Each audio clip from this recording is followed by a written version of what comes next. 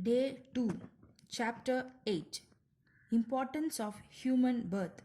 Sai Baba begging food, Baijabai's service, Sai Baba's dormitory, his affection for Kushal Chand. As hinted in the last chapter, Hemad Pant now explains at length in his preliminary remarks the importance of human birth and then proceeds to relate how Sai Baba begged his food, how Baijabai served him, how he slept in the masjid with Tatya Kote Patil and Mahalsapati, and how he loved Kushal Chand of Rahata. Importance of human birth. In this wonderful universe, God has created billions, 84 lakhs according to Hindu Shastra calculation of creatures or beings, including gods, demigods, insects, beasts, and men, inhabiting heaven, hell, earth, ocean, sky, and other intermediate regions. Of these, those creatures or souls whose merits preponderate go to heaven and live there till they enjoy the fruits of their action. And when this is done, they are cast down, while those souls whose sins or demerits preponderate go down to hell and suffer the consequences of their misdeeds for as long as they deserve it. When their merits and demerits balance each other, they are born on earth as human beings and are given a chance to work out their salvation. Ultimately, when their merits and demerits both are worked out completely, they get their deliverance and become free. To put the matter in a nutshell, souls get their birth or transmigration according to their deeds and evolvement. Special value of the human body. As we all know, four things are common to the creatures, namely food, sleep, fear, and sexual union. In the case of man, he is endowed with a special facility, namely knowledge, with the help of which he can attain God vision, which is impossible in any other birth. It is for this reason that gods envy human species and aspire to be born as men on earth, so as to get their final deliverance.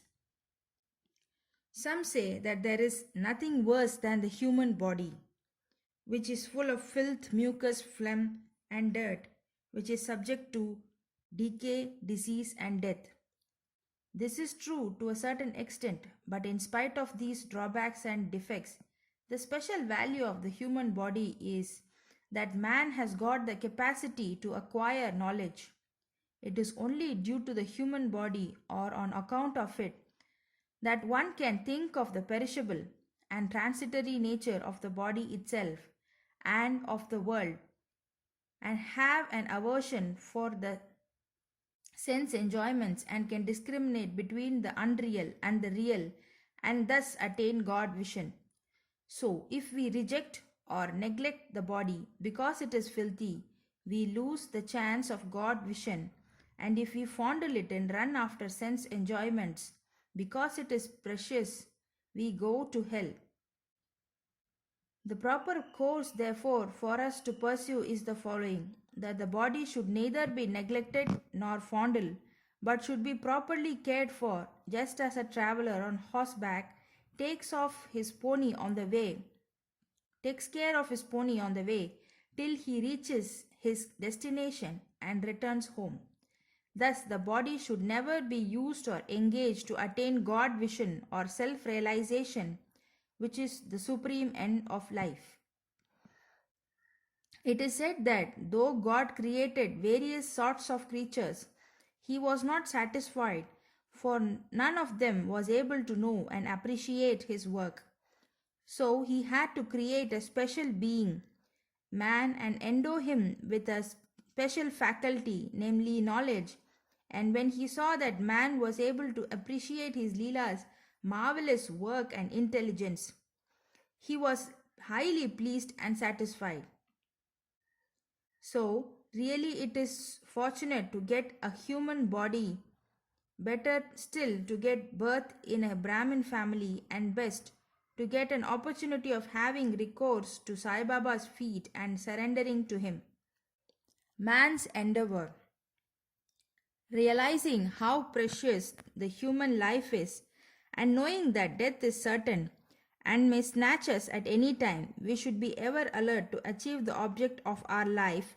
We should not make the least delay, but make every possible haste to gain our object, just as a king leaves no stone unturned to seek his lost son. So, with all earnestness, we should strive to attain our end, that is self realization. Casting aside laziness, warding off drowsiness, we should day and night meditate on the self. If we fail to do this, we reduce ourselves to the level of beasts. How to proceed? The most effective and speedy way to gain our object is to approach a worthy saint or sage, Sadguru, who has himself attained God vision. What cannot be achieved by hearing religious discourses and study of religious texts is easily obtained in the company of such worthy souls. Just as the sun only gives light, which all the stars put together cannot do, so the Sadguru alone imparts spiritual wisdom, which all the sacred books and sermons cannot do. His movement and simple talks give us silent advice. The virtues of forgiveness, calmness, disinterestedness, charity, benevolence, control of mind and body, egolessness, etc., are observed by the disciples as they are being practiced in such pure and holy company. This enlightens their mind and lifts them up spiritually. Sai Baba was such a sage or Sadguru. Though he acted as a fakir, he was also always engrossed in self. He always loved all beings in whom he saw God or divinity. By pleasures he was not elated, he was not depressed by misfortunes. A king and a pauper were the same to him. He whose glance would turn a beggar into a king used to beg his food from door to door in Shirdi and let us know how he did it. Baba begging food. Blessed are the people of Shirdi, in front of whose houses Baba stood as a beggar and called out, "O Mai, give me a piece of bread," and spread out his hand to receive the same. In one hand he carried the tamril, tin pot, and in the other a zoli or chopadri, that is a rectangular piece of cloth. He daily visited certain houses and went from door to door. Liquid or semi-liquid things such as soup, vegetables, milk or butter were received in the tin pot, while cooked rice, bread and such solid things were taken in the zoli. Baba's tongue knew no taste, as he had acquired control over it. So how could he ever care for the taste of the different things mixed up together? Whatever things he got in his zoli and in the tin pot were mixed together and partaken by Baba to his heart's content. Whether particular things were tasty or otherwise, he was never noticed by Baba, as his tongue was devoid of all the sense of taste altogether. Baba begged till noon, but his begging was very irregular. Some days he went a few rounds, on other days up to 12 noon. The food thus collected was kept in a kundi, that is earthen pot. Dog, cat and crows freely ate it, and Baba never drove them away. The woman who swept the floor of the masjid took some 10 to 12 pieces of bread to her house, and nobody prevented her from doing so. How could he, who even in dreams never warded off cats and dogs by harsh words or signs, refuse food to poor helpless people? Blessed indeed is the life of such a noble person. People in Shirdi took him in the beginning for a mad fakir. He was known in the village by this name. How could one who lived on alms by begging a few crumbs of bread be revered and worshipped? But this fakir was very liberal of heart, detached and charitable. Though he looked restless from outside, he was firm and steady inside. His way was inscrutable. Still, in that small village, there were a few kind and blessed people who recognized and regarded him as a great soul. One such instance is given below. Bhaijabai's brilliant service. Tatya Kote's mother, Bhaijabai, used to go to the woods every noon with the basket on her head containing bread and vegetables. She roamed in the jungles, course after course, trampling bushes and shrubs in search of the mad fakir, and after finding him out, fell at his feet. The fakir sat calm and motionless in meditation while she placed a leaf before him, spread her things eatables, bread, vegetables, etc., thereon and fed him insistently. Wonderful was her faith and service. Every day she roamed at noon in the jungles and insisted Baba to partake of the lunch. Her service, upasana or penance, by whatever name we call it, was never forgotten by Baba till the end. Remembering fully what service she rendered, Baba benefited her son significantly. Both the son and the mother had great faith in the fakir, who was their god. Baba often said to them that fakiri is real, lordship is transient. After some years, Baba left going to the woods and began to live in the village and take his food in the masjid. Hence, Bajabai's trouble of roaming in the jungles ended. Dormitory of Trio. Ever blessed are the saints in whose heart Lord Vasudeva dwells, and fortunate indeed are the devotees who get the benefit of the company of such saints. Two such fortunate fellows, Tatya Kote Patil and Bhagat Magalsapati, equally shared the company of Sai Baba. Baba also loved them both. These three people slept in the masjid with their heads towards the east, west, and north, and with their feet touching one another at the center. After spreading their bed, they lay on them chit chatting and gossiping till late at night. If any one of them showed any signs of sleep, others would wake him up. For instance, if Tatya began to snore, Baba at once got up and shook him from side and to side, pressed his head. If it was Mahalsapati, he pulled him close, stroked his leg, and patted on back. In this way, for a period of 14 years, Tatya, leaving his parents at home, slept in the masjid on account of his deep love for Baba. How happy and never to be forgotten were those days! How to measure that love and how to value the grace of Baba! After the passing away of his father, Tatya took charge of the household affairs and began to sleep at home.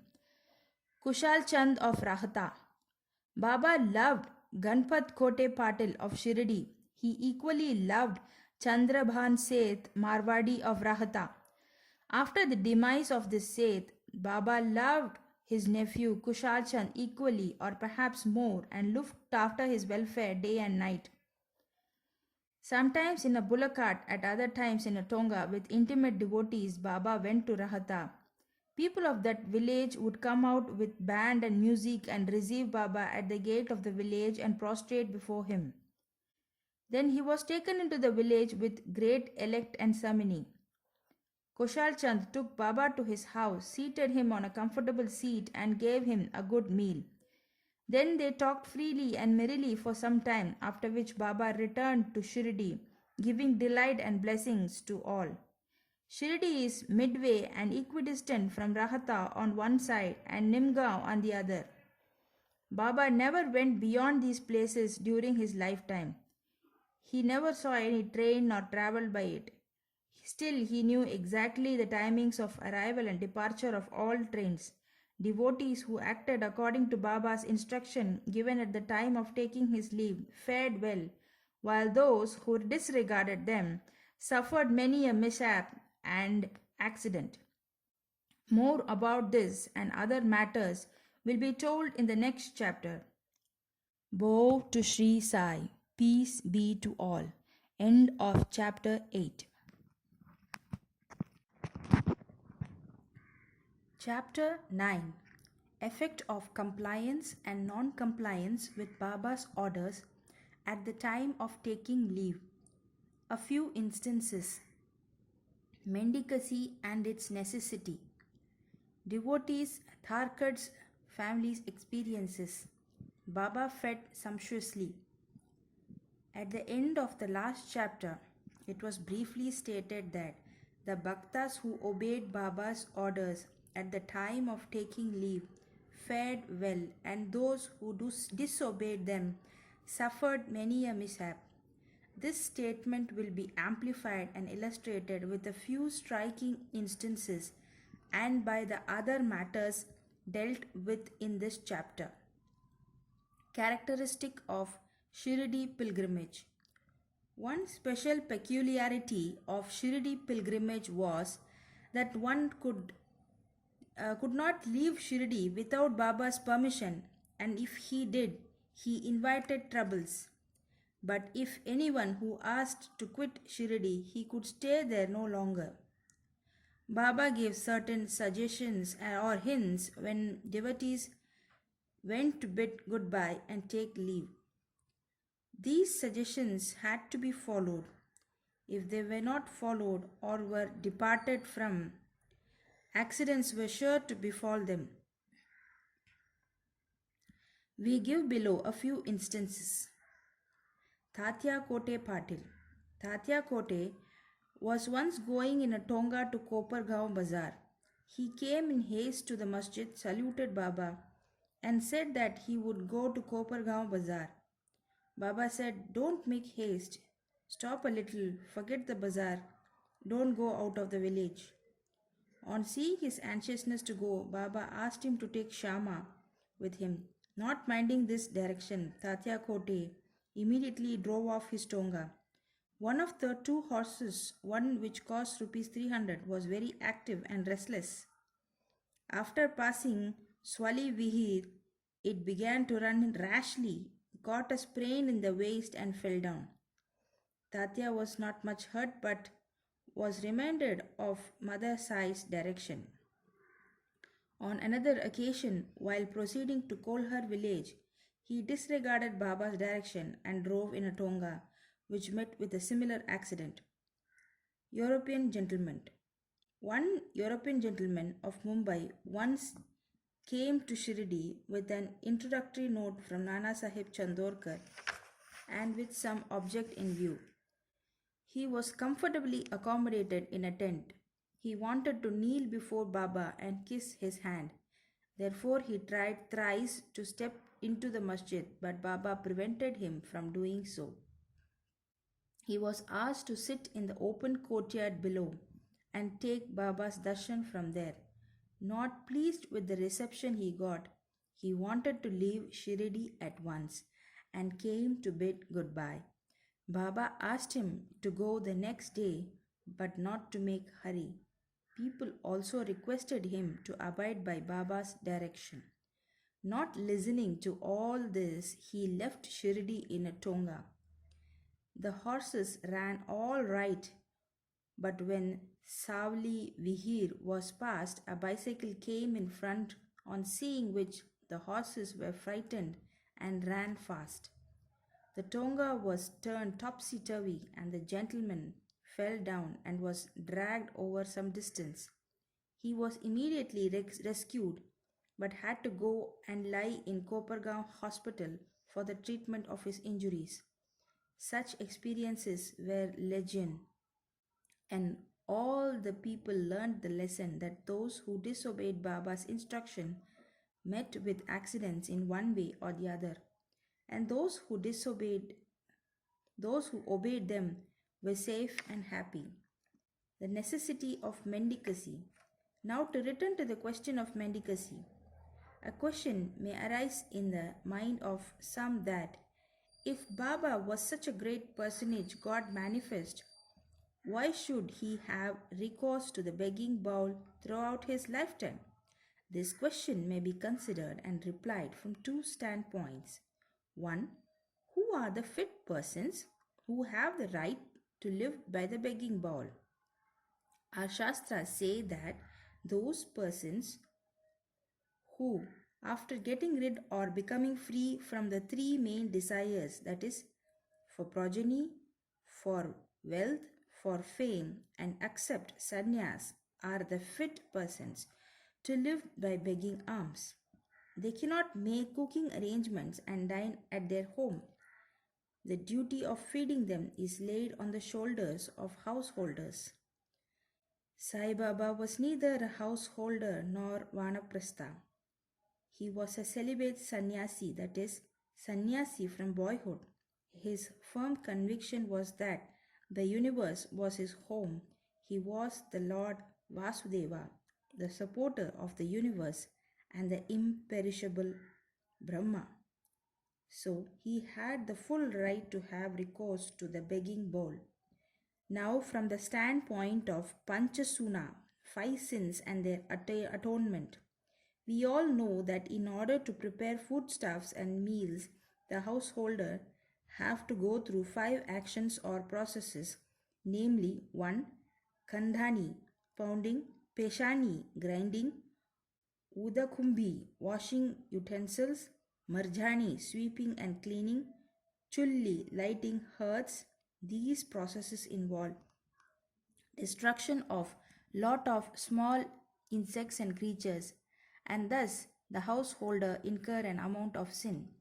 In order to atone for his sins, our Shastras describe 6 kinds of sacrifices, namely Brahma Yajna, Veda Dhyan, offering to Brahman or the study of Vedas; Pitri Yajna, offering to the ancestors; Dev Yajna, offering to the gods; Bhuta Yajna, offering to the beings; Manushya Atiti Yajna, offering to men or uninvited guests.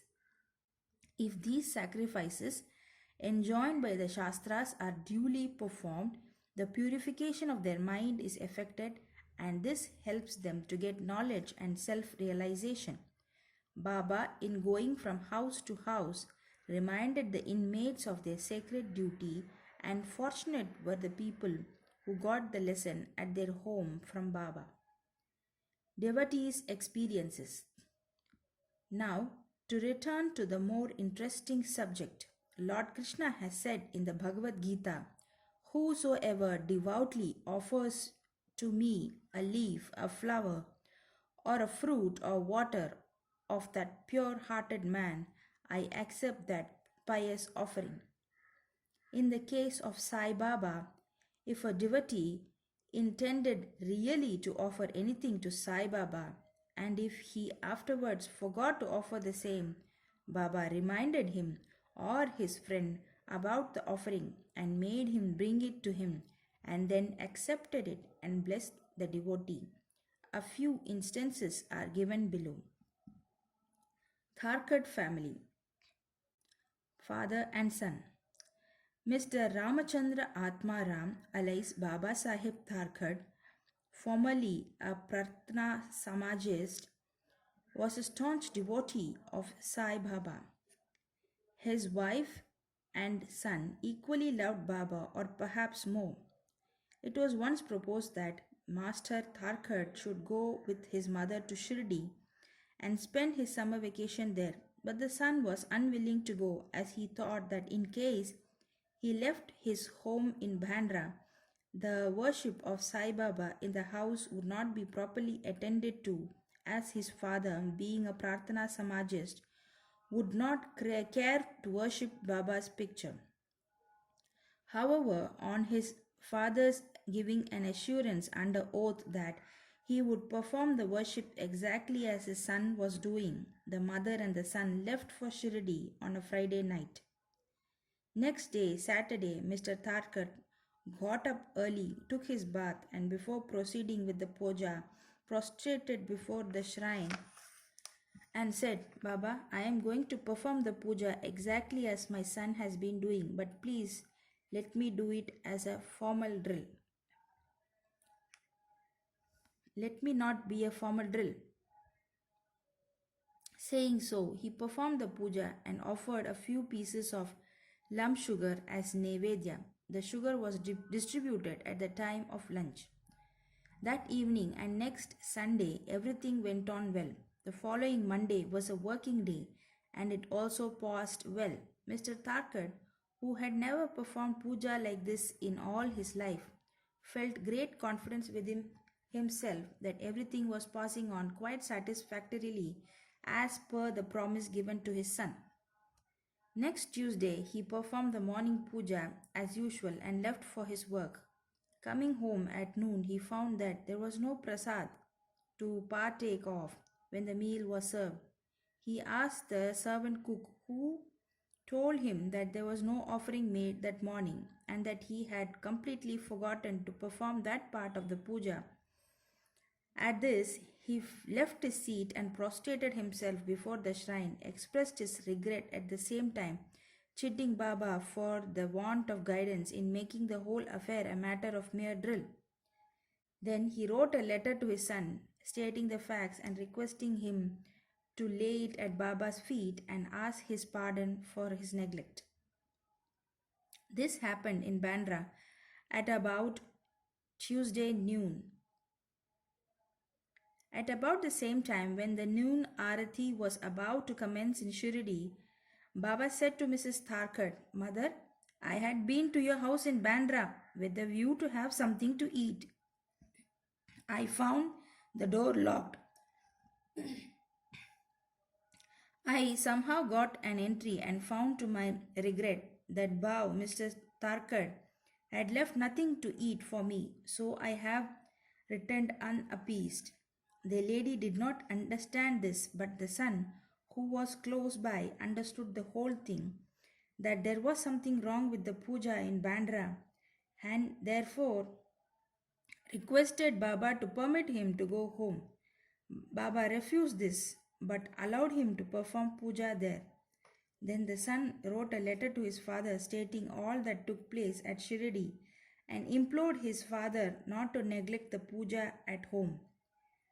Both these letters crossed each other and were delivered to the respective parties the next day. Is this not wonderful? Mrs. Tharkar. Let us now take up the case of Mrs. Tharkar herself. She offered three things: bharit, roasted brinjal mixed with curds and spices, uh, kacharya, circular pieces of brinjal fried in ghee, peda, sweet meat ball. Let us see how Baba accepted these. Once, once Mr. Raghuveer Bhaskar Purandare of Bandra, a great devotee of Baba, started for Shirdi with family. Mrs. Tharkad went to Mrs. Purandare and gave her two brinjals and requested her to prepare bharit of one brinjal and kacharya of the other. When she went to Shirdi and served Baba with them. After reaching Shirdi, Mrs. Purandare went with her dish of bharit to the masjid when Baba was sitting for meals. Baba found the bharit very tasty, so he distributed it to all and said that he wanted kacharya now.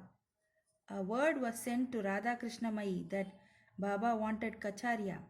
She was in a fix as that was no season of brinjals. How to get brinjals was the question. When an inquiry was made as to who brought the bharit, it was found that Mrs. Purandare was entrusted with the duty of serving kacharya. Everybody then came to know the significance of Baba's inquiry regarding kacharya and was wonderstruck at Baba's all pervasive knowledge. In December 1915, one Govind Balaram Mankar wanted to go to Shirdi to perform the obsequies of his father. Before he left, he came to Mr. Tharkar. Then Mrs. Tharkar wanted to send something with him to Baba. She searched the whole house but found nothing except a peda. which had already been offered as Nevedya. The boy Govind was in mourning. Out of great devotion to Baba, she sent the peda with him, hoping that Baba would accept and eat it. Govind went to Shirdi and saw Baba, but forgot to take the peda with him. Baba simply waited. When again he went to Baba in the afternoon, he went empty handed without the peda. Baba could not wait no longer and did ask him straight, "What did you bring for me?" "Nothing," was the reply. Baba asked him again. The same reply came forth. Then Baba asked him the question, "Did not the mother, Mrs. Tharkett, give some sweetmeat to you for me at the time of your starting?" The boy then remembered the whole thing. He felt abashed, asked Baba's pardon, ran to his lodging, brought the peda and gave it to Baba. As soon as Baba got it in his hands, he put it into his mouth and gulped it down. Thus, the devotion of Mrs. Tharkett was recognized and accepted. As men believe in, so do I accept them, was proved in this case. Baba fed sumptuously. How? Once Mrs. Tharkett was staying in a certain house in Shirdi. At noon, meals were ready and dishes were being served when a hungry dog turned up there and began to bark. Mrs. Tharkett got up at once and threw a piece of bread, which the dog gulped with great relish. In the afternoon, when she went to the masjid and sat at home at some distance, Sai Baba said to her, "Mother, you have fed me sumptuously, famished my pranas have been satisfied. Ever act like this, and this will stand you in good stead. Sitting in this masjid, I shall never speak untruth. Take pity on me like this. First give bread to the hungry and then eat yourself. Note this well." She could not understand at first the meaning of what Baba said. So she replied, "Baba, how could I feed you? I am myself dependent on others and take my food from them on payment." Then Baba replied, "Eating that lovely bread, I am heartily contented, and I am still belching. The dog which you saw before meals, to which you gave the piece of bread, is one with me. So also other creatures, cats, pigs, flies, cows, etc., are one with me. I am roaming in their forms.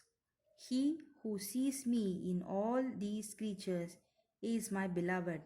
So abandon the sense of duality and distinction and serve me as you did today." Drinking these nectar like words, she was moved. Her eyes were brimmed with tears. Her throat was choked, and her joy knew no bounds. Moral: See God in all beings is the moral of this chapter. The Upanishads, the Gita, and the Bhagavad all exhort us to perceive God or divinity in all the creatures. By the instance given at the end of this chapter and other numerous to mention, Sai Baba has practically demonstrated to us how to put the Upanishadic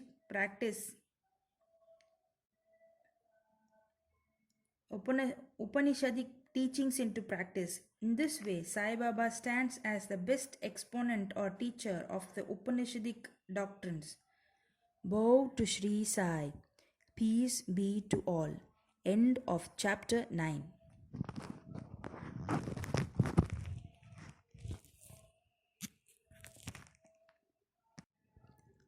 Chapter 10. Sai Baba's mode of life. His sleeping plank, his stay in Shirdi, his teachings, his humility, Nanavali, the easiest path. Remember him, Sai Baba, always with love, for he was ever engrossed in doing good to all, and always abided in his self. To remember him only is to solve the riddle of life and death. This is the best and the easiest of sadhanas, as it involves no expenditure. A little exertion here brings great rewards. So, as long as our senses are sound, we should minute by minute practice this sadhana.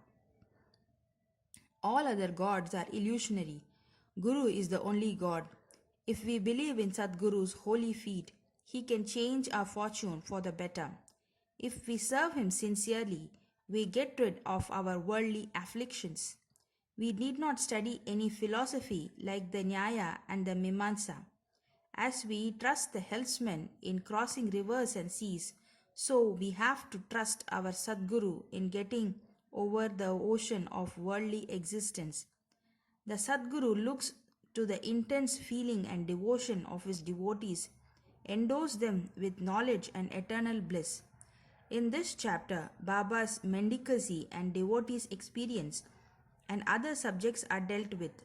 Let the readers now hear where and how Baba lived and how he slept and how he taught, etc. Baba's wonderful bedstead. Let us first see where and how Baba slept. Mr. Nana Sahib Dengle brought for Baba a wooden plank about 4 arms in length and only a span in breadth for sleeping upon.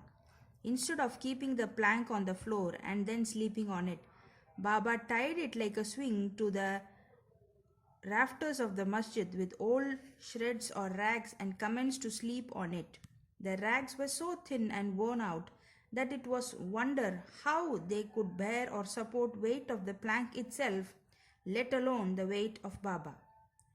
But somehow or other it was Baba's sheer leela that the worn out rags did sustain the plank along with the weight of Baba on it. On the 4 corners of this plank, Baba lighted Panathis, earthen lamps, one at each corner, and kept them burning the whole night. It was a sight for the gods to see Baba sitting or sleeping on this plank. It was a wonder to all how Baba got up and down the plank. Out of curiosity, many curious observers kept watching the process of mounting and dismounting, but none succeeded. As crowds began to swell, so as to detect this wonderful feat, Baba one day broke the plank into pieces and threw it away. Baba had all the 8 Mahasiddhis at his command. He neither practiced nor craved for them. They came to him naturally as a result of his spiritual perfection. Manifestation of Brahma. Though Sai Baba looked like a man 3 cubits and a half in length, still he dwelt in the hearts of all. Inwardly he was unattached and indifferent, but outwardly he longed for a mass welfare. Though inwardly an abode of peace, he looked outwardly restless. Inwardly he had the state of Brahma. Outwardly he seemed engrossed in the world. Sometimes he looked on all with affection, and at times he threw stones at them. Sometimes he scolded them, while at times he embraced them and was calm, composed, tolerant, and well balanced. He always abided and was engrossed in the self, and was well disposed towards his bhaktas. He always sat on one asan and never travelled. His satka was a small stick, which he always carried in his hand. He was calm and thought-free. He never cared for wealth and fame, and lived on begging. Such a life he led. He always uttered, Allah Malik, God is the real owner. Entire and unbroken was his love for the bhaktas. He was the mine or storehouse for self-knowledge and full of divine bliss. Such was the divine form of Sai Baba, boundless, endless, and undifferentiated. One principle which envelops the whole universe, from a stone to Brahma, incarnated in Sai Baba. The really meritorious and fortunate people got this treasure trove in their hands, while those who, not knowing the real worth of Sai Baba, took him to be a mere human being, were indeed unfortunate. His stay in Shirdi and probable birth date. None knew or knows the parents and the exact date of birth of Baba, but it can be approximately determined by his stay in Shirdi. Baba first came to Shirdi when he was a young lad of 16 and stayed there for 3 years. Then all of a sudden he disappeared for some time. After some time, he reappeared in the Nizam state near Aurangabad and again came to Shirdi with the marriage party of Chand Patil when he was about 20 years old. Thence, he stayed in Shirdi for an unbroken period of 60 years, after which Baba took his Mahasamadhi in the year 1918. From this, we can say that the year of Baba's birth is approximately 1838 AD. Baba's mission and advice. Ramdas 1608 to 1681 flourished in the 17th century and fulfilled to a great extent his mission of protecting cows and Brahmins against the Yavanas, Mohammedans. But within 2 centuries after him, the split between the two communities, Hindus and Mohammedans, widened up, and Sai Baba came to bridge that gulf. His constant advice to all was this effect: Ram, the god of the Hindus, and Rahim, the god of the Mohammedans, were one and the same. There were not the slightest difference between them. Why should their devotees fall out and quarrel among themselves? You, ignorant folk, join hands and bring forth the communities together. Act sanely, and thus you will gain your object of national unity. It is not good to dispute and argue, so don't argue, don't emulate others. Always consider your interest and welfare. The Lord will protect you. Yoga, sacrifice, penance, and knowledge are the means to attain God. If you do not succeed in this by any means, in vain is your birth. If anyone does any evil unto you, do not retaliate. If you can do anything, do some good unto others. This is in short was Baba's advice to all, and this will stand in good stead both in material and spiritual matters. Sai Baba as Sadguru. There are many so-called gurus who go about from house to house with cymbals and veena in their hands and make a show of their spirituality. They blow mantras into the ears of their disciples and extract money from them. They profess to teach piety and religion to their disciples, but are themselves impious and irreligious. Sai Baba never thought of making the least show of his worth. He had no body consciousness, but he had great love for his disciples. There are two kinds of gurus: Niyat, appointed or fixed, and Aniyat, unappointed or general. The latter, by their advice, develop the good qualities in us, purify our hearts, and set us on the path of salvation, but contact with the former dispels our sense of duality, sense of difference, and establishes us in unity by making us realize thou art that. There are various gurus imparting to us various kinds of worldly knowledge, but he who fixes us in our nature and carries us beyond the ocean of worldly existence is the Sadguru. Sai Baba was beyond the ocean of worldly existence is the Sadguru. Sai Baba was such a Sadguru. His greatness is indescribable. If anybody went to take his darshan, he, without being asked, would give every detail of his past, present, and future. He saw divinity in all beings. Friends and foes were alike to him. Disinterested and balanced, he obliged the evildoers as well as the pious. He was the same in prosperity and adversity. No one ever touched him. Though he acted through the body, he was not in the least attached to his body or house. Though he looked embodied, he was really unembodied, that is, free from gross existence. Blessed are the people of Shirdi who worship Sai as their god while eating, drinking, working in their backyards and fields, and doing various household works. They always remembered Sai and sang his glory. They knew no other god except Sai. What to speak of the sweetness of the love of women of Shirdi? They were quite ignorant, but their pure love inspired them to compose poems or songs in their simple rustic language. Letters of learning they had none, still one can discern real poetry in their simple songs. It is not intelligence but love that inspires real poetry as such. Real poetry is the manifestation of true love, and this can be seen and appreciated by intelligent listeners.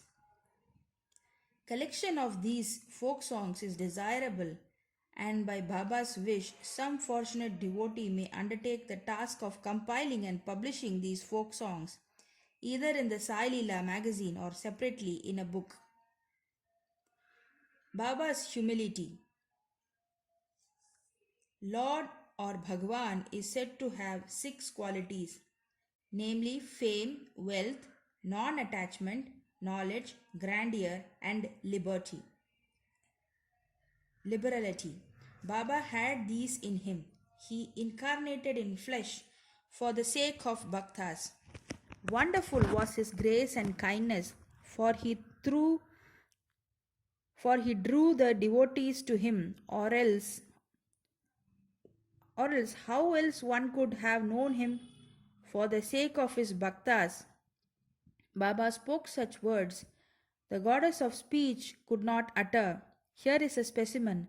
Baba spoke very humbly as follows: Slave of slaves, I am your debitor. I am satisfied at your darshan. It is a great favor that I saw your feet. I consider myself blessed thereby. What a humility is this! Though outwardly Baba seemed to enjoy sense objects, he had not the least favor in them, nor even the consciousness of enjoying them. Though he ate, he had no taste, and though he saw, he never felt any interest in what he saw. Regarding passion, he was as perfect as a celibate as Hanuman. He was not attached to anything. He was pure consciousness, the resting place of desire, anger, envy, and other feelings. In short, he was disinterested, free, and perfect. A striking instance may be cited in illustration of this statement. Nanavali. There was in Shirdi a very quaint and queer fellow by name Nanavali. He looked at Baba's work and affairs. He once approached Baba, who was seated on his ghadi, and asked him to get up as he wanted to occupy the same. Baba at once got up and left the seat which he had occupied. After sitting there a while, Nanavali got up and asked Baba to resume his seat. Then Baba sat down and Nanavali fell at his feet. Baba did not show the slightest displeasure in being dictated or ousted. This Nanavali loved Baba so much that he breathed his last on the 13th day of Baba's Mahasamadhi.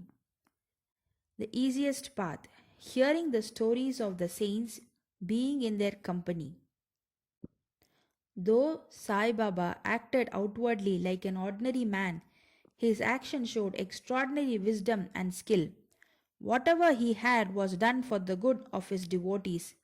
He never prescribed any asan, regulation of breathing, or any rites to his bhaktas, nor did he blow any mantra into their ears. He told them to leave off all cleverness and always remember Sai, Sai. If you did that, he said, all your shackles would be removed and you would be free. Sitting through 5 fires, sacrifices, chantings, eightfold yoga are possible for the Brahmins only. They are of no use to the other classes. The function of the mind is to think. It cannot remain without thinking for a minute.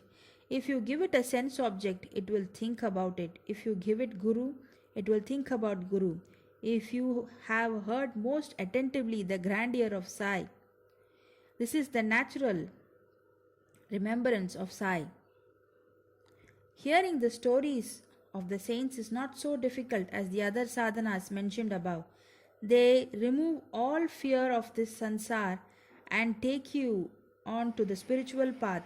So listen to these stories, meditate on them and assimilate them. You may do or attend to your worldly duties, but give your mind to Sai and his stories, and then He is sure to bless you. This is the easiest path, but why do you not all take to it? The reason is that without God's grace, we do not get the desire to listen to the stories of saints.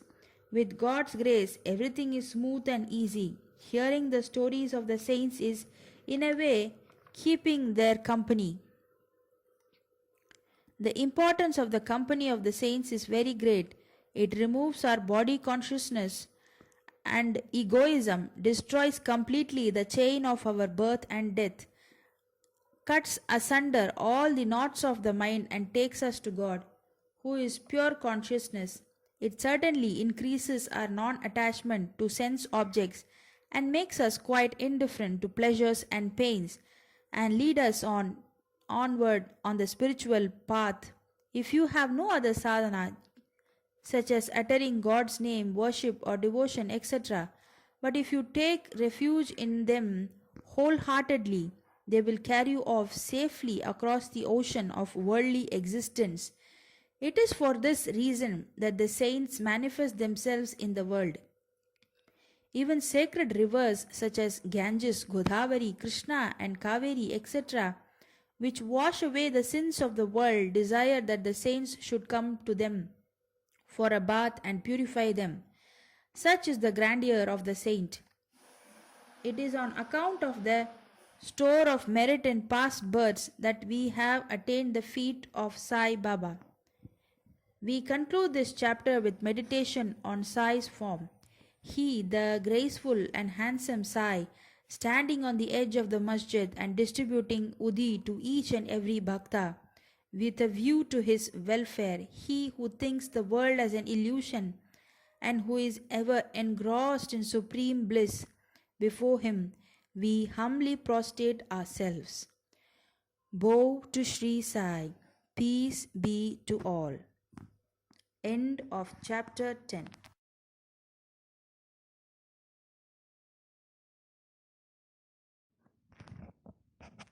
Chapter 11. Sai as Sagun Brahma. Dr. Pandit's worship. Haji Siddiq Falke. Control over the elements. Let us now, in this chapter, describe the manifested Sagun Brahma Sai as to how he was worshipped and how he controlled the elements. Sai as Sagun Brahma. There are two aspects of God or Brahma. One, the unmanifested Nirgun, and the manifested Sagun. The Nirgun is formless while the Sagun is with form, though both denote the same Brahma. Some prefer to worship the former, some the latter. As stated in the Gita, chapter 13, the worship of the latter is easy and preferable. As man has got a form, body, senses, etc., it is natural and easy for him to worship the God with form. Our love and devotion do not develop unless we worship Shagun Brahma, or for a certain period of time, and as we advance, it leads us to worship of Nirgun Brahma. So let us start with Shagun worship. Image, altar, fire, light, sun, water, Brahma are the 7 objects of worship. But Sadguru is better than all these. Let us on this occasion bring to our mind the form of Sai who was non-attachment incarnate and who was a resting place for his devotees. Our faith in his words is the asan, and our sankalpa, determination to accomplish the puja, is the abandonment of all our desires. Some say that Sai was the Bhagavad Bhakta, devotee of the Lord. Others say he was a Mahabhagavat, a great devotee. But to us, he is God incarnate. He was ever forgiving, never irritable, straight, soft, tolerant, and content beyond comparison. Though he looked embodied as having the form, he was really disembodied, emotionless, unattached, and internally free. The Ganges, on its way to the sea, cools and refreshes the creatures affected with heat, gives life to the crops and trees, and quenches the thirst of many. Similarly, saints like Sai, while they live their own life, they give solace and comfort to all. Lord Krishna has said that the saint is my soul, my living image. I am he, or he is my pure form. This indescribable Shakti or power of God, known as pure existence, knowledge, and bliss, incarnated in the form of Sai in Shirdi. The Shruti describes Brahma as pure bliss. Thus, we read or hear daily in the books, but the devout people experience this Brahma or bliss in Shirdi. Baba, the support of all, required no props or asan for anybody. He always used a piece of sackcloth for his seat. This was covered with a small mattress by his bhaktas and had a bolster placed by them for rest to his back. Baba respected the feelings of his devotees and allowed them to worship him as they liked. Some waved chamar or fans before him, some played on musical instruments, some washed his hands and feet, some others applied scent and chandan, some gave betel nuts with leaves, and others offered Naivedya. Though he looked like living in Shirdi, he was present everywhere. The, this all pervasiveness of his was daily experienced by his devotees. Our humble prostrations to this all pervasive Sadguru. Dr. Pandit's worship. One Dr. Pandit, a friend of Tatya Sahib Nulkar, once came to Shirdi for Baba's darshan. After saluting Baba, he sat in the masjid for some time. Baba asked him to go to Dadabhat Khelkar. He went to Dadabhat, by whom he was well received. Then Dadabhat left his house for puja and Dr. Pandit accompanied him. Dadabhat worshipped Baba. Nobody until then dared to apply sandal paste to Baba's forehead. Only Mahalsapati used to apply it to his throat. But this simple hearted Dr. Pandit took Dadabhat's dish containing puja materials and taking sandal paste out of it, drew a tripand, that is, three horizontal lines on Baba's forehead. To the surprise of all, Baba kept silent without uttering a single word. Then Dadabhat that evening asked Baba, "How is it that though you object to the sandal paste being applied by others to your forehead, you allowed Dr. Pandit to do so?" Baba replied that Dr. Pandit believed him to be the same as his guru, Raghunath Maharaj of Dopeshwar, known as Kaka Puranik, and he applied the paste to his forehead as he was doing this to his guru. Hence, he could not object. On enquiry, Dr. Pandit told Dadabhat that he took Baba as his guru Kaka Puranik and realized him as the same. Hence, he applied the tripand on Baba's forehead as he did on his guru's. Though Baba allowed the devotee to worship him as they pleased, still sometimes he acted in a strange way. Sometimes he threw away the puja dish and was wrath incarnate. Then who could approach him? Sometimes he scolded the devotees. At times he looked softer than wax, a statue of peace and forgiveness. Though he seemed to shake with anger and his red eyes rolled, still he was internally an ocean of affection and motherly love. He would call out his devotees and say that he never knew when he was ever angry with them. If it was possible that mothers could kick their children and the sea turned back the river, he too could neglect the devotees' welfare. That he, the slave of his devotees, always stood by them and responded to them whenever they called upon him, and that he always longed for their love. Haji Siddiq Falke. There was no knowing as to when Baba would accept a devotee. That depended on his will. Siddiq Falke's story is to the point. One Mohammedan gentleman by name Siddiq Falke of Kalyan, after making pilgrimage to Mecca and Medina, came to Shirdi. He lived in the Chavadi facing north and sat in the open courtyard of the masjid. For 9 months, Baba ignored him and did not allow him to step into the masjid. Falke felt much disconsolate and did not know what to do. Somebody advised him not to be disappointed but to try to approach Baba through Shama Madhavrao Deshpande, a close and intimate devotee of Baba. He told him that as they approached the Lord Shiva through his servant and devotee Nandi, so should Baba be approached through Shama. Falke liked the idea and implored Shama to intercede for him.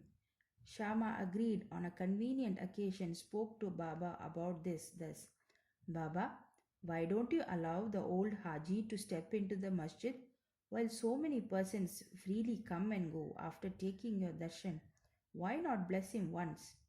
Baba replied, Shama, you are immature to understand things. If the fakir does not allow, what can I do?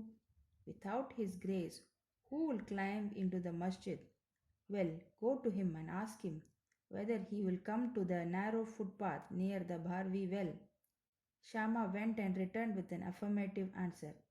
Again Baba said to Shama, ask him whether he is willing to pay me the sum of rupees 40,000 in 4 installments. Shama went and returned with the answer that he was willing to pay even 40 lakhs. Again Baba said to Shama, we are going to cut a goat in the masjid, so ask him whether he would like to have its meat, haunch and testicles of the goat. Shama returned with the answer that the Haji would be happy to receive a small crumb from Baba's kolamba. Hearing this, Baba got excited and with his hands threw away the earthen jars and kolamba and straightway advanced to the Haji, lifting his kafni up in arms and said, why do you brag and pose yourself as an old Haji? Do you read Quran like this? You are proud of your pilgrimage to Mecca, but you do not know me. Being thus scolded, the Haji was confounded. Baba then went back to the masjid, purchased a basket of mango and sent them to the Haji. Then again Baba went to the Haji and taking out rupees 55 from his pocket, gave them in Haji's hand. Thenceforth Baba loved the Haji, invited him for meals, and the Haji thereafter came into the masjid whenever he liked. Baba gave him at times some rupees, and thus the Haji was enrolled in Baba's darbar. Baba's control over the elements. We shall close this chapter after describing two incidents showing Baba's control over the elements. Once at evening time, there was a terrible storm at Shirdi. The sky was overcast with thick black clouds. The wind began to blow with great force. The cloud roared and the lightning began to flash and the rain started pouring in torrents. In a short time, the place was flooded with water. All the creatures, birds and beasts and men got terribly frightened, and they all flocked to the masjid for shelter. There are many local deities in Shirdi, but none of them came to their rescue. So they all prayed to Baba, their god, who was fond of their devotion, to intercede and quell the storm. Baba was much moved. He came out and, standing at the edge of the masjid, addressed the storm in a loud and thunderous voice. Stop, stop your fury and be calm. In a few minutes, the rains subsided, the wind ceased to blow, and the storm came to a stop.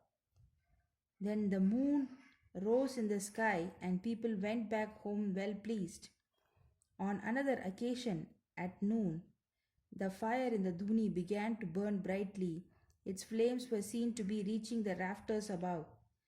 The people who are sitting in the masjid did not know what to do. They dared not to ask Baba to pour water or do anything to quench the flames. But Baba soon came to realize what was happening. He took up his satka and dashed it against a pillar in front, saying, "Get down, be calm." At each stroke of the satka, the flames began to slow down, and in a few minutes the dhuni became calm and normal. This is our Sai, an incarnation of God. He will bless any man who will prostrate and surrender himself to him. He who will read the stories of this chapter daily with faith and devotion will soon be free from all calamities. Not only this, but always attached and devoted to Sai. He will get very soon God vision, all his desires will be fulfilled, and being ultimately desireless, he will attain the Supreme. Amen. Bow to Sri Sai. Peace be to all. End of chapter 11.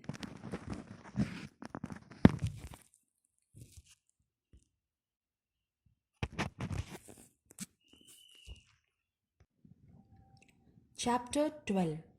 Sai Leelas. Experiences of 1.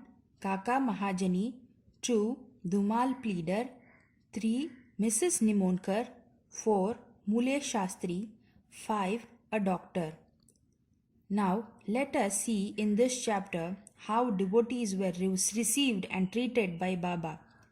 Saints' Mission.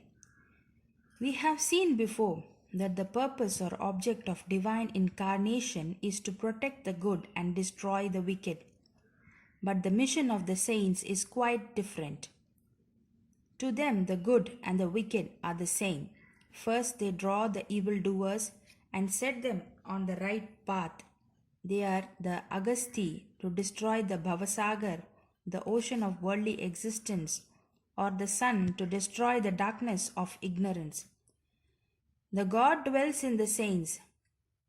In fact, they are not different from him. Our Sai is one of these, who incarnated for the welfare of the devotees. Supreme in knowledge and surrounded with divine aura, he loved all beings equally. He was unattached.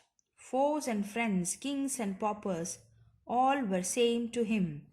Hear his prowess for the sake of devotees. He gave his talk of merits and was ever alert to help them, but the devotees could never approach him unless he meant to receive them. If their appointed time did not come, they did not remember Baba, and his Leelas could not reach their ears. Then, how could they think of seeing him? Some men desired to see Sai Baba, but they did not get the opportunity of taking his darshan till his Mahasamadhi. There are many such persons whose desire for Baba's darshan was thus not satisfied. And if these persons, believing in him, listen to his Leelas, their quest for darshan will be to a great extent satisfied by the Leelas.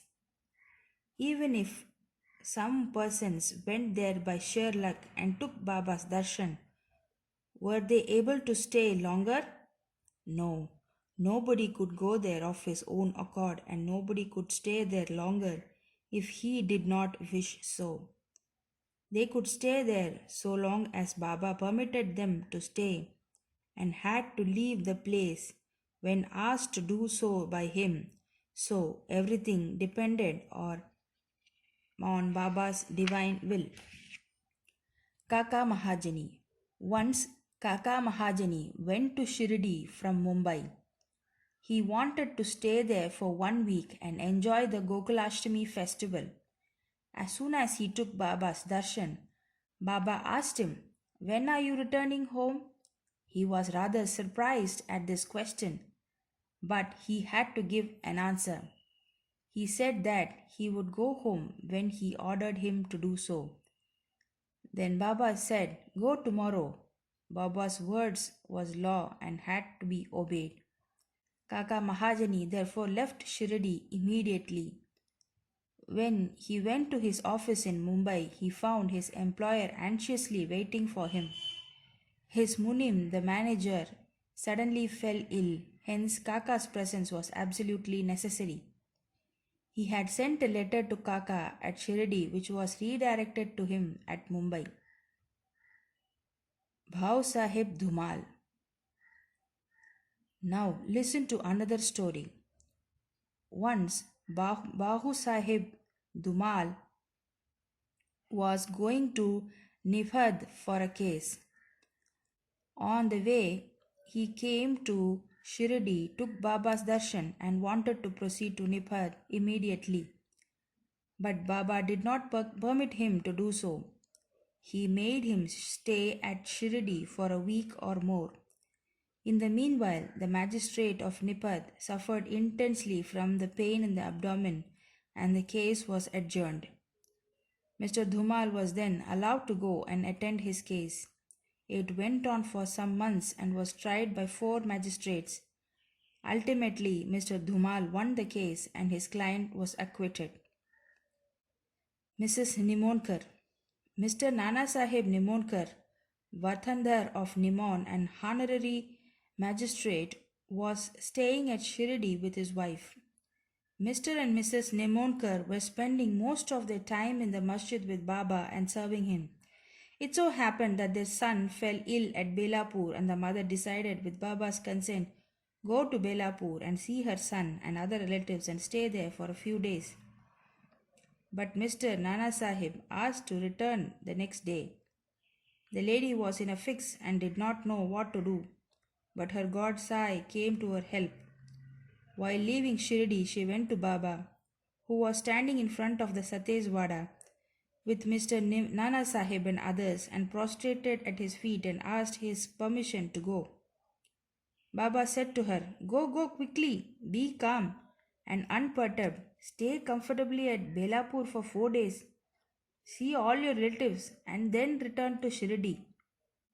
How opportune were Baba's words. Mr. Nana Sahib's proposal was overruled by Baba's decree. Mule Shastri of Nasik. An orthodox Agnihotri Brahmin of Nasik, Mule Shastri, who had studied the 6 Shastras and was well versed in astrology and palmistry, once came to Shirdi to see Bapu Sahib Bhutti, the famous millionaire of Nagpur. After seeing him, he and others went to see Baba in the masjid.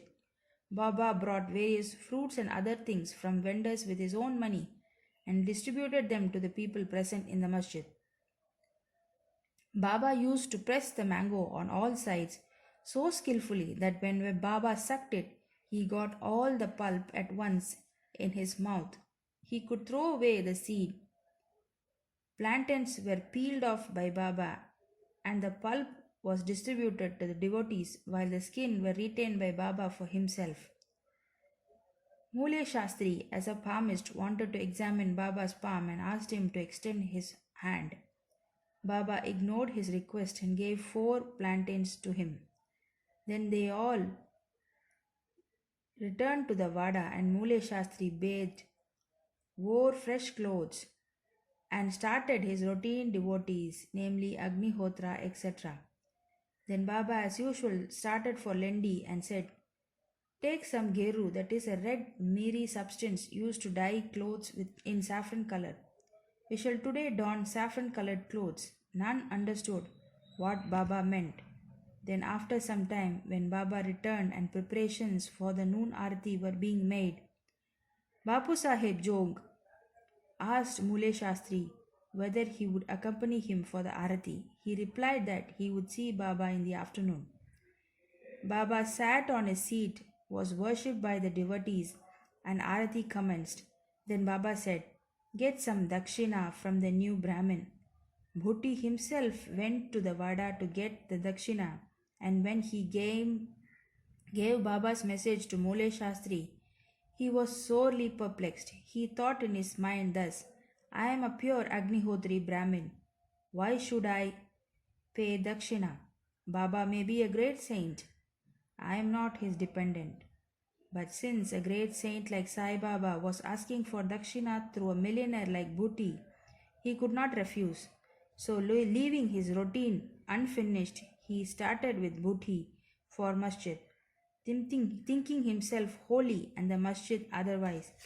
He remained at a distance, and after joining this, his palms threw flowers at Baba from there. Then lo, all of a sudden he saw not Baba, but his late Guru, Gholap Swami, there. He was wonderstruck. Could this be a dream? No, it was not, as he was wide awake. But how could his late Guru Gholab be there? He was speechless for some time. He pinched himself and thought again, but could not reconcile the fact of his late Guru Gholab being in the masjid. Ultimately, leaving aside all doubts, he went up, fell at his Guru's feet, and then stood there in folded hands. Other people sang Baba's Arati while Mule Shastri chanted loudly his Guru's name. Then, casting off all pride of caste and sacredness, he fell at Guru's feet and closed his eyes. When he got up and opened his eyes, he saw Baba asking for dakshina. Seeing Baba's blissful form and his inconceivable power, Mule Shastri forgot himself. He was extremely pleased. His eyes were full of tears of joy. He again saluted Baba and gave the dakshina. He said that his doubt was removed and he was his own Guru. On seeing this wonderful lila of Baba, all the people, including Mule Shastri, were much moved, and they realized the meaning of Baba's words. Bring Geru, we shall don saffron colored cloth. Such is the wonderful lila of Baba.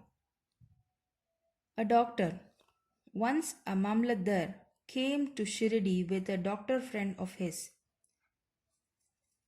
The doctor said that his deity was Ram and that he would not bow before a Muhammadian, and so he was unwilling to go to Shirdi. The Mamlatdar replied that nobody would press him to bow down, so he should come and give the pleasure of his company. Accordingly, they reached Shirdi and went to the masjid for Baba's darshan. All were wonderstruck to see the doctor going ahead and saluting Baba. They asked him how he forgot his resolve and bowed to Musalman. Then the doctor replied that he saw his beloved deity Ram on the seat and he therefore prostrated himself before him. Then, as he was saying this, he again saw Sai Baba there. Being dismayed, he again said, "Is this a dream? How could he be a Muhammadian? He is a great Yoga Sampanna, full of yoga avatar." Next day, he made a vow and began to fast.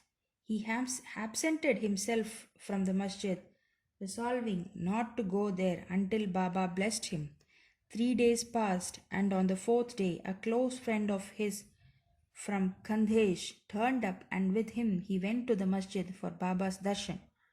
After the salutation, Baba asked him whether anybody had gone to call him, so that he had come. Hearing this vital question, the doctor was moved.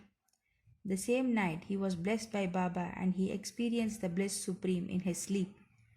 Then he left for his own town, where he remained in the same state for a fortnight. Thus, his devotion for Sai Baba increased manifold. The moral of all the stories mentioned above, especially that of Mule Shastri, is that we should have firm faith in our Guru and on none else. More Leelas of Sai Baba will be described in the next chapter. Bow to Sri Sai. Peace be to all. End of chapter 12.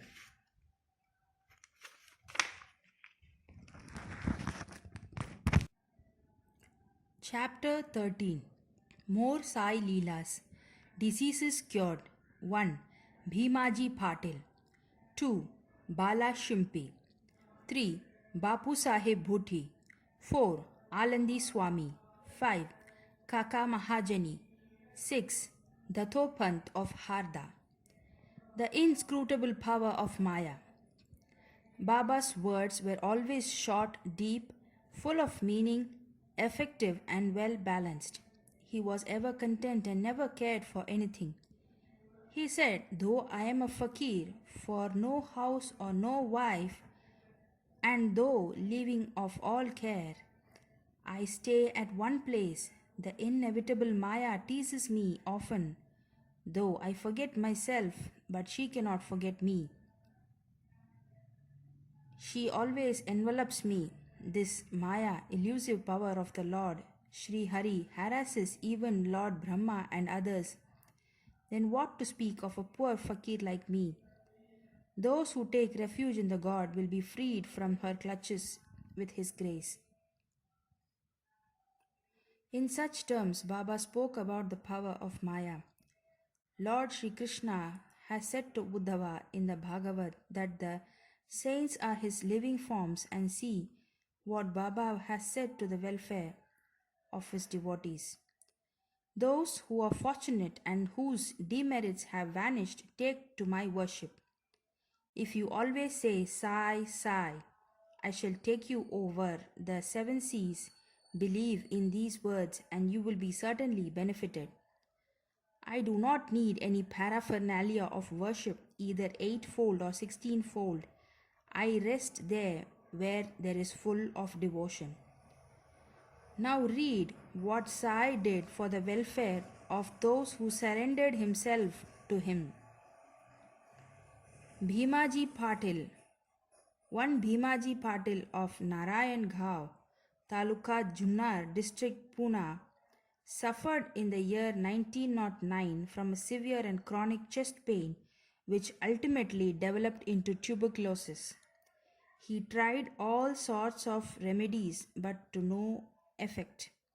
Losing all hope, he ultimately prayed to God, O Lord Narayan, help me now. It is a well known fact that when our circumstances are well, we do not remember God, but when calamities and adversities overtake us, we are reminded of Him. So Bhimaji now returned to God. It occurred to him that he should consult Mr. Nana Sahib Chandorkar, a great devotee of Baba, in this respect. So he wrote a letter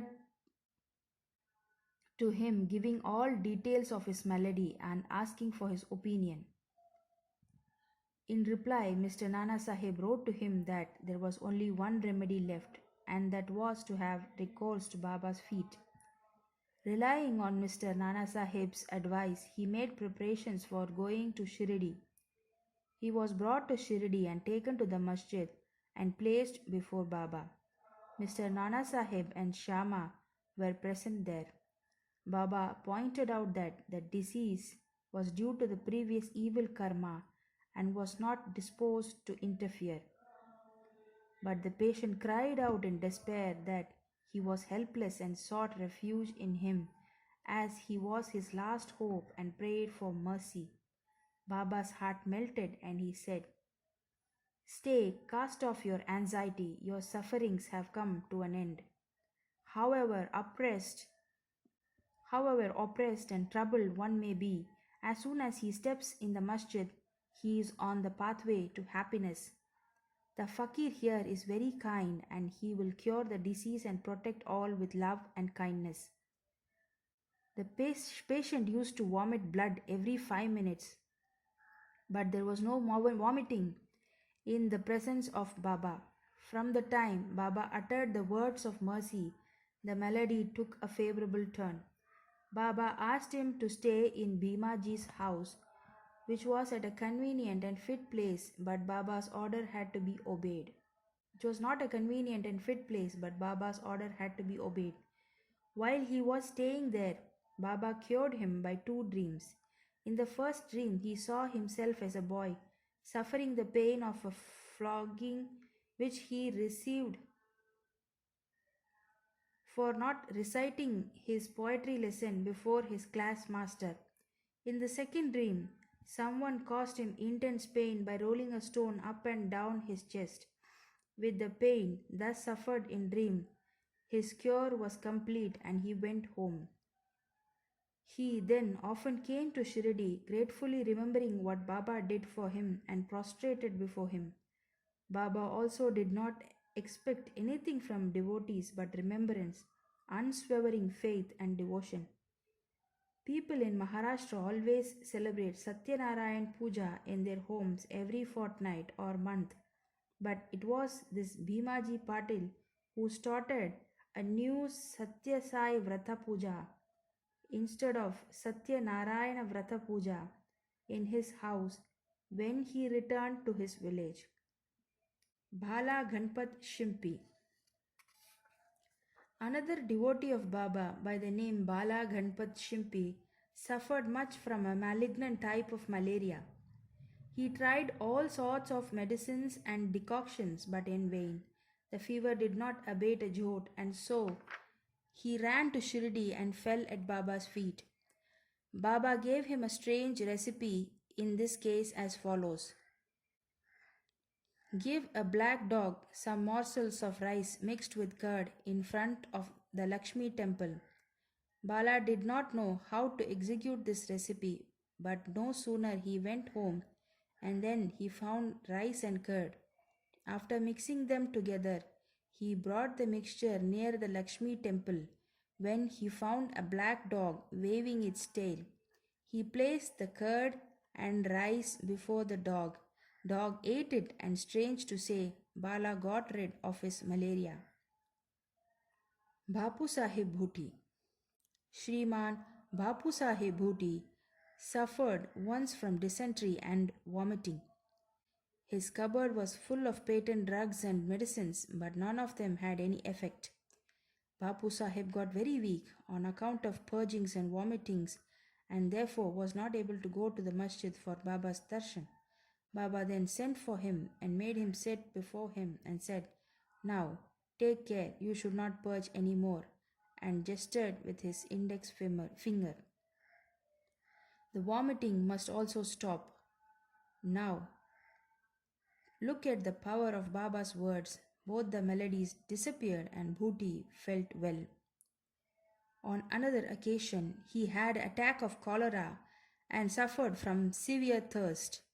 Dr. Pillai tried all sorts of remedies but could not give him no relief. Then he went to Baba and consulted him as what to drink that would allay his thirst and cure the disease. Baba prescribed an infusion of almonds, walnuts, pistachios boiled in sugared milk. This could be considered a cause of fatal aggravation of the disease by any other doctor or physician, but in implicit obedience to Baba's order, the infusion was administered, and strange to say, the disease was cured. Alandi Swami.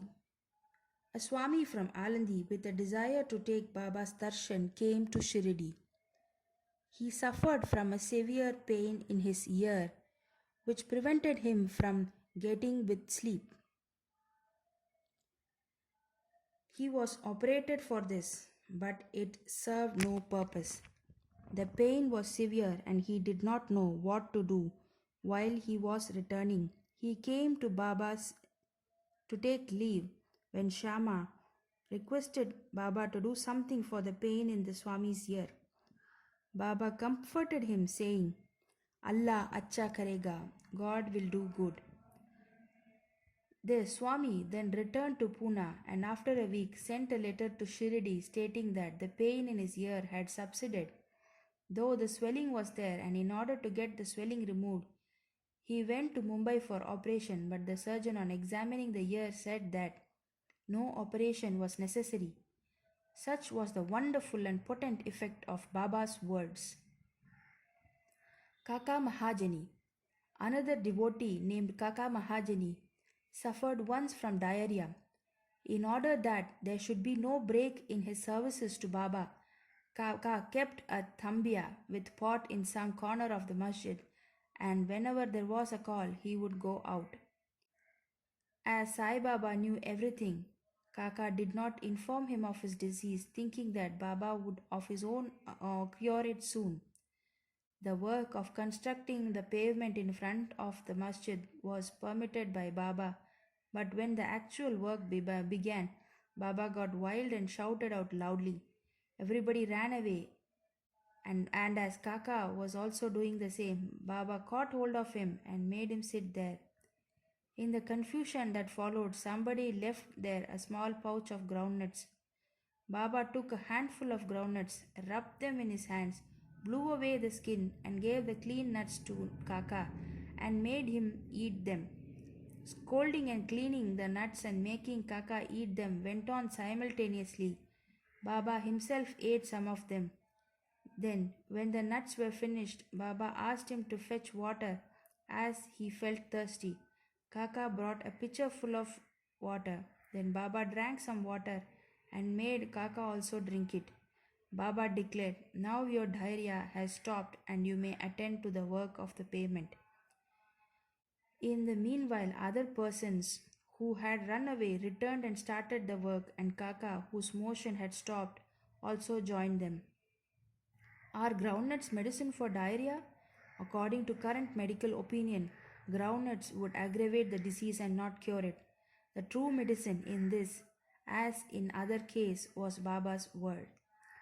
Dattopant of Harda. A gentleman from Harda by name Dattopant suffered from stomachache for about 14 years. None of the remedies gave him any relief. Then, on hearing Baba's fame that he cures diseases by sight, he ran to Shirdi and fell at Baba's feet. Baba looked at him kindly and gave him blessings. When Baba placed his hand on his head and when he got Baba's udhi with blessings, he felt relieved and there was no further trouble about the malady. Towards the end of this chapter, 3 cases are cited in footnotes. 1. Madhav Rao Deshpande suffered from piles. Baba gave him decoction of Sonamukhi, senna pods. This relieved him. Then after 2 years, the trouble recurred and Madhav Rao took the same decoction without consulting Baba. The result was that the disease aggravated, but later on it was cured by Baba's grace. 2. Kaka Mahajani's elder brother Gangadhar Pant suffered for many years from stomach pain. Hearing Baba's fame, he came to Shirdi and requested Baba to cure him. Baba touched his belly and said, "God will cure." From that time there was no pain and he was completely cured. Nana Sahib Chandorkar also once suffered from acute stomach pain. He was restless the whole day and night. Doctors administered syringes which produced no effect. Then he approached Baba. He told him to eat barfi, a kind of sweetmeat mixed with ghee. This recipe gave him complete relief. All these stories show that the real medicine that cured the various diseases permanently was Baba's word and grace and not any medicine or drugs. Bow to Sri Sai. Peace be to all. End of chapter 13. Chapter 14. Ratanji Wadia of Nanded, Saint Mauli Sahib, Dakshina Mimansa. In the last chapter, we described how Baba's word and grace cured many incurable diseases. Now we shall describe how Baba blessed Mr. Ratanji Wadia and gave him an issue. The life of this saint is naturally sweet. His various doings, eating, walking, and his natural sayings are always sweet. His life is bliss incarnate. He gave the bliss to his devotees as a means of remembrance. He gave them various stories of duty and action, which ultimately led them to true religion. His object may be that people should live happily in this world, but they should ever be cautious and achieve the object of their life, namely self-realization. We get human body as a result of merits and past births, and it is worthwhile that with its aid we should attain devotion and liberation in this life. So we should never be lazy, but always be on the alert to gain our goal of life. If you hear the Leelas, stories of Sai daily, you will always see him. Day and night you will remember him in your mind. When you assimilate Sai in this way, your mind will lose its fickleness, and if you go in this manner, it will finally be merged in pure consciousness. Ratanji of Nanded. Now let us come to the main story of this chapter. In Nanded, in the Nizam state, there lived a Parsi milk contractor and trader by name Ratanji Shapurji Wadia. He had amassed a large amount of money and had acquired fields and lands. He had cattle and horses and conveyance and was very prosperous. In all outward appearances, he looked very happy and contented, but inwardly he was not. Providential dispensation is such that no one in this world is completely happy, and rich Ratanji was no exception to this. He was liberal and charitable, gave food and clothing to the poor, and helped all in various ways. The people took him to be a good and happy man, but Ratanji thought himself miserable as he had no issue, male or female, for a long time. Just as Kirtan, singing glories of the Lord without love or devotion, song without rhythmical accompaniments, Brahmin without the sacred thread, proficiency in all arts without common sense, pilgrimage without repentance, and ornamentation without a necklace are futile and useless, so is a householder without an issue.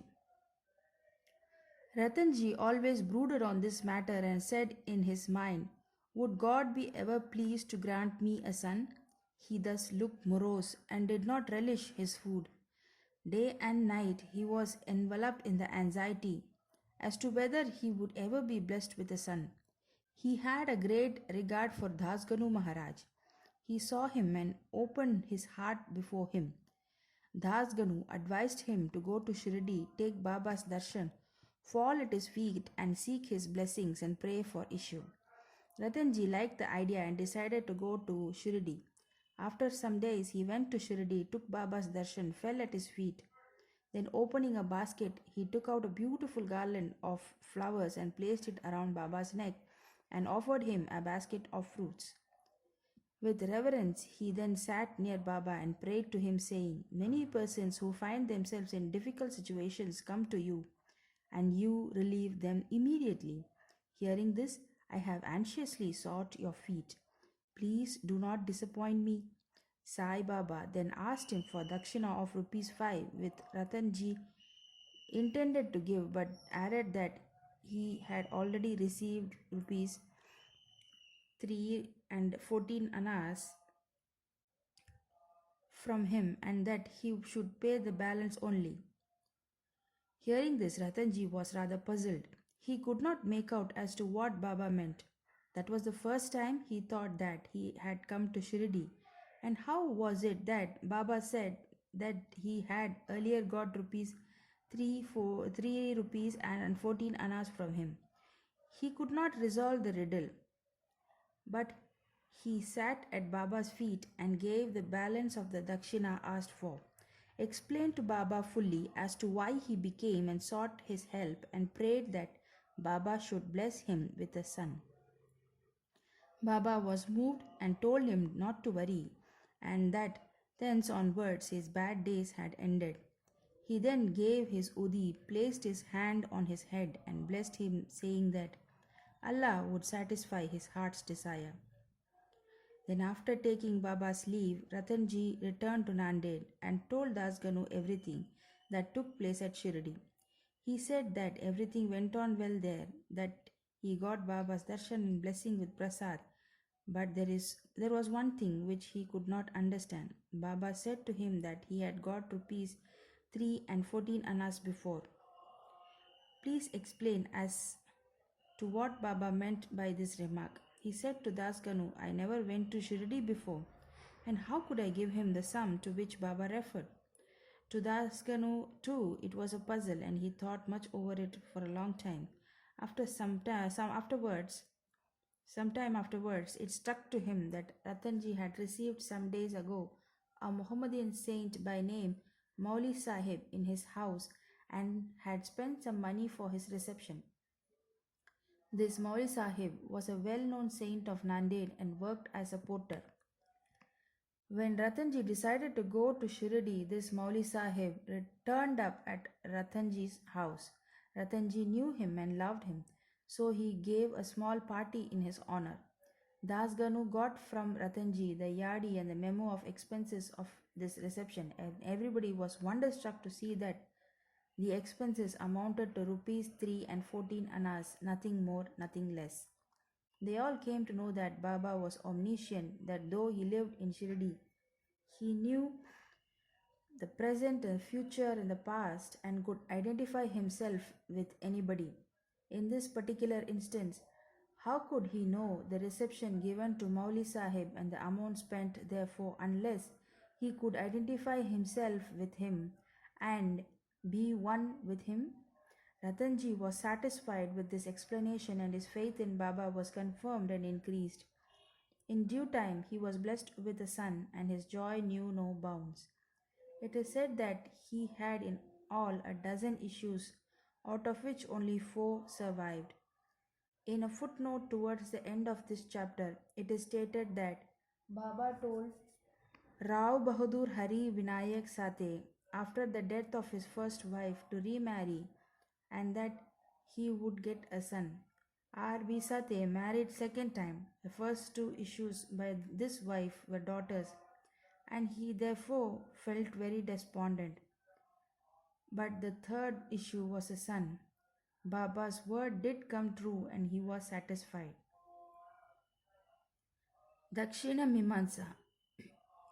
Now we shall close this chapter with a few points about Dakshina. It is a well known fact that Baba always asked for Dakshina from people who went to see him. Somebody may ask a question: if Baba was a fakir and perfectly non attached, why should he ask for Dakshina and care for money? We shall consider this question broadly now. First, for a long time, Baba did not take anything. He stored burnt matches and filled his pocket with them. He never asked anything from anybody, whether he be a devotee or otherwise. If anybody placed before him a paisa or 2, he purchased oil or tobacco. He was fond of tobacco, for he always smoked a beedi or chilim.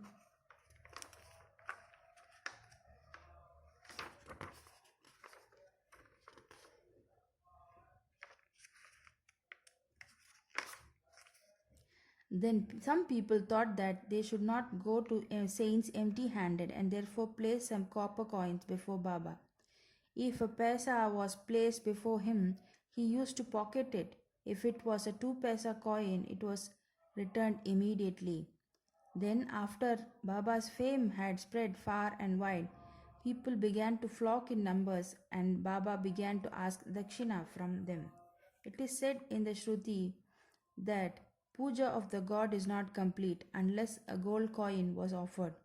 If a coin was necessary in the puja of the gods, why should it be not so in the puja of the saints also? Ultimately, the Shastras laid it down that when one goes to see God, king, saint, or guru, he should not go empty handed. He should offer something, preferably money. In this connection, we may notice the precepts and recommended by the Upanishads.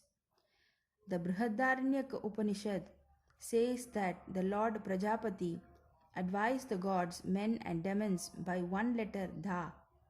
The gods understood by this letter that they should practice Dhamma, that is self control.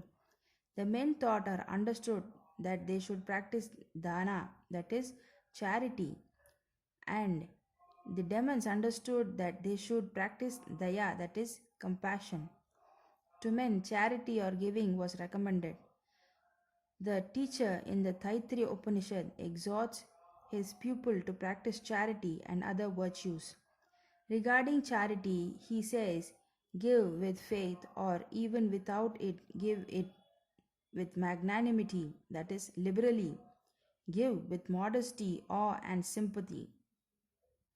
In order to teach the devotees the lesson of charity and to remove their attachment to money, and thus to purify their minds, Baba extracted dakshina from them, but there was this particular peculiarity that Baba said that he had to give back 100 times more of what he received. There are many instances in which this has happened.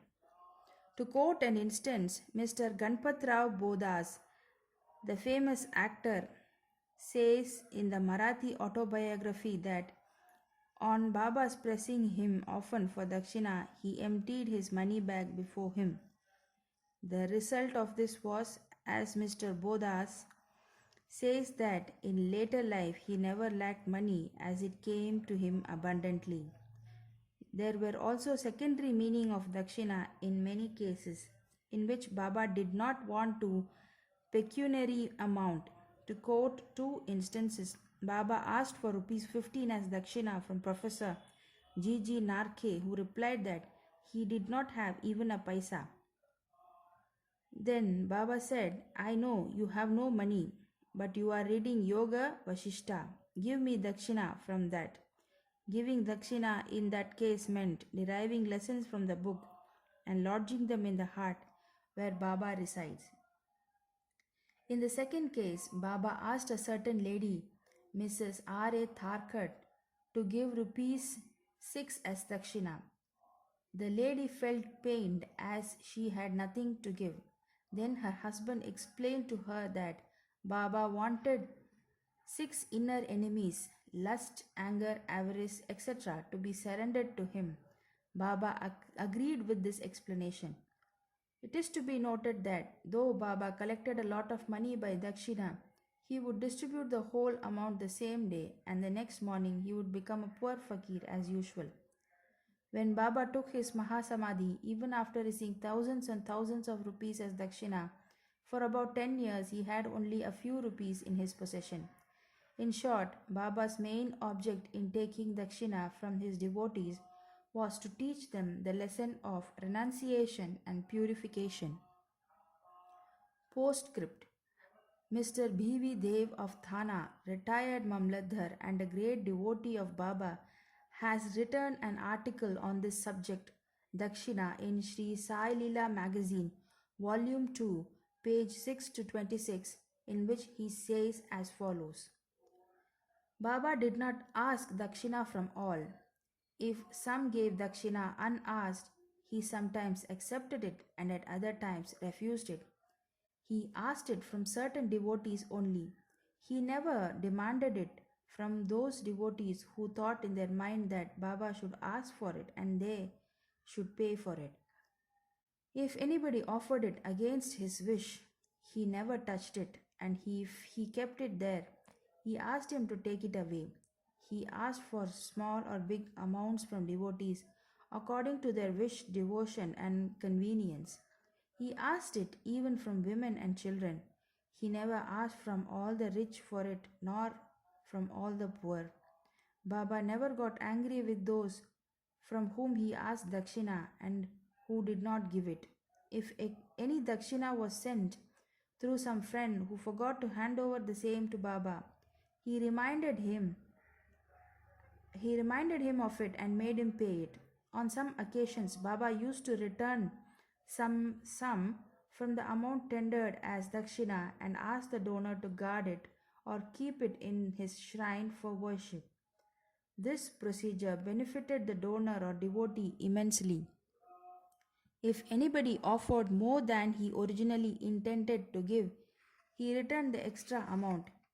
Sometimes he asked more dakshina from some than what they originally intended to give, and if they had no money, asked them to beg or borrow from others. From some he demanded dakshina 3 or 4 times a day. Out of the amount collected as dakshina, Baba spent very little for his own sake, namely for buying chilim and fuel for his duni, and all the rest he distributed as charity in varying proportions to various persons. All the paraphernalia of the Shirdi Sansthan was brought by various rich devotees at the instance and suggestion of Radha Krishnamai. Baba always used to get wild and scolded those who brought any costly and rich articles. He said to Mr. Nana Sahib Chandorkar that all his property consisted of one kupin cod piece one stray piece of cloth, one kafni, and a tumbrel, and that all the people troubled him with bringing all these unnecessary costly articles. Women and wealth are the two main obstacles in the way of our Paramartha, and Baba had provided in Shirdi two institutions, namely Dakshina and Radha Krishnamayi, for whenever they came to him. He demanded Dakshina from them and asked them to go to the school, Radha Krishnamayi's house. If they stood these two tests well, that is, if they showed that they were free from attachment for women and wealth, their progress in spirituality was rapid and assured by Baba's grace and blessings. Mr. Dev has also quoted passages from the Gita and Upanishad and showed that charity given in a holy place or to a holy personage conduces to the donor's welfare. What is more holy than Shirdi and its presiding deity Sai Baba? Bow to Sri Sai. Peace be to all. End of chapter 14.